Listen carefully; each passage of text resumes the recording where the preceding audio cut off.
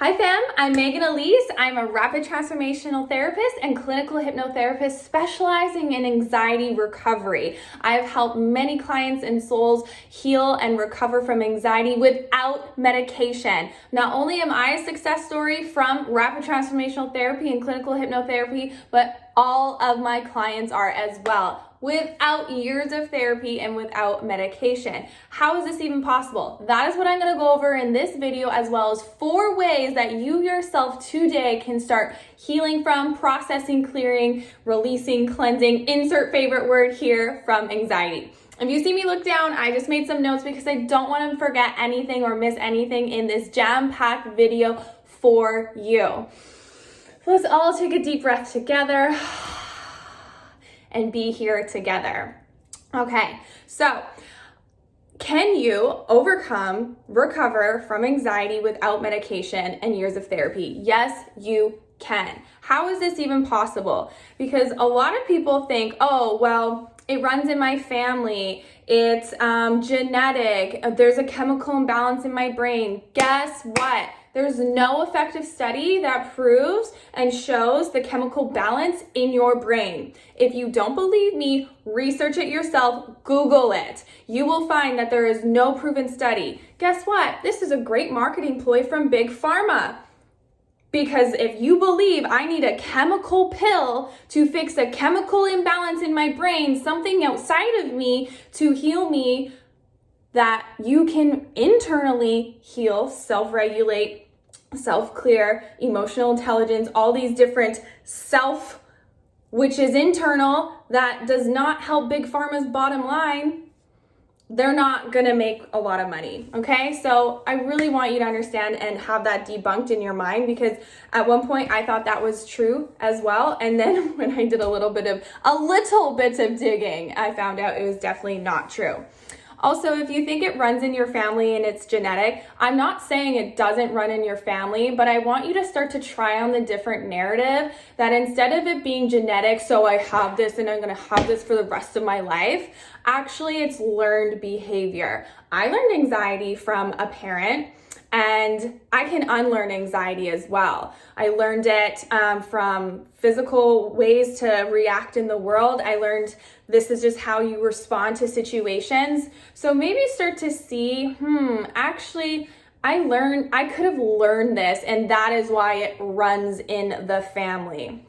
There's also many studies and science and research out there that shows we can upgrade and downgrade certain genes. We can turn them, for lack of better words, on or off. So if you start to take that power back, that you have the power to decide if you want to keep anxiety running in your family, that can just change worlds for you. So then if it's not medication, how am I healing? How am I recovering from anxiety? Well, when I work with clients and my own journey myself, is what happens is there's threads, there's roots, there's reasons for the anxiety, for what is fueling anxiety. Anxiety is the symptom. What is underneath? It's like anxiety is the tree, and the roots are what's holding the tree super strong and super sturdy. Get rid of the roots of what's fueling to hold this tree, and then the anxiety goes. So what could these roots be? So many different things. If you understand how the subconscious works, and we'll just go over a few ones. The subconscious's job is to move you away from pain. So if you attached subconsciously pain to something, say love, success, career, money, what have you, you consciously are probably like, well, I wouldn't attach pain. And what's pain? Hurt, embarrassment, sadness, fear, painful emotions. Why would you do that? You didn't consciously do that. Something could have happened in your childhood that led to your mind being like, that's painful, I never want to feel that again.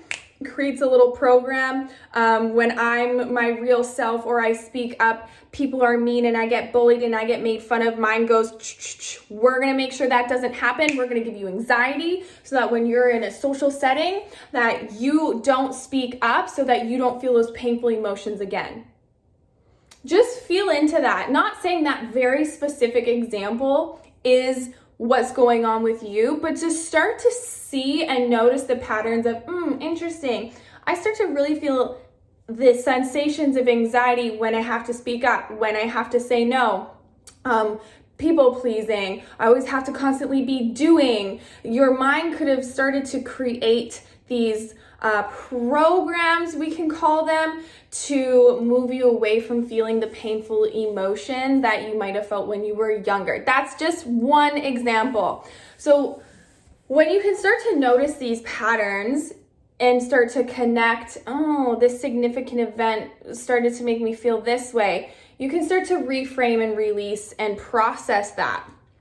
Another thing about the subconscious in your mind is it loves what is familiar. So if an anxious, chaotic, always have to be doing, hustling household was your familiar, but that's so not in alignment with who you are. So you feel anxiety to relax. You feel anxiety if you're not doing, because it's so familiar that you should be doing. Okay, that is a root of anxiety, and that is fueling anxiety because your subconscious loves what's familiar. So it's like we need to stay in this familiarity zone. It's really, really powerful and potent to understand how your subconscious works, because you can literally self-heal yourself when you can understand these different patterns and ways it works. Not saying we don't need professional help. We will be guided to be guided by people. I guide people forth and through this. I needed a lot of guidance as well.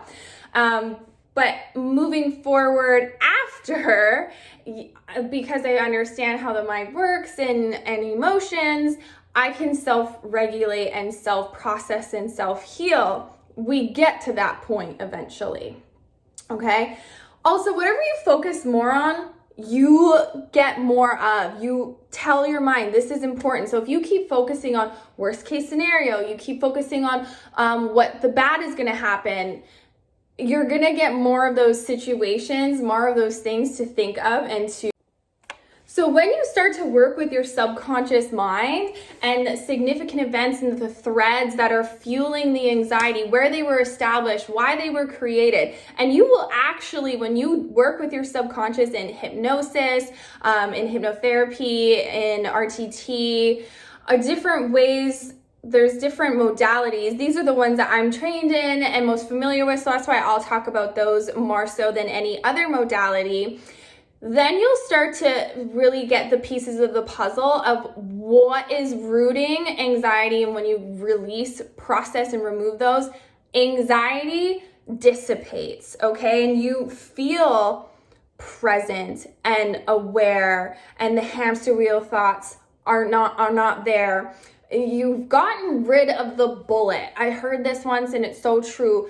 Don't put a band-aid over a bullet wound. Get rid of the bullet. And the bullet is what is fueling the anxiety. And you absolutely can get to that awareness and flood it with consciousness and create new neural nets and new neural pathways and establish a new way of being. So what are the 4 things that you can start doing on your own today? Number 1, identity shift. It is so important to stop identifying, I'm an anxious person. I'm just anxious. I'm an anxious flyer.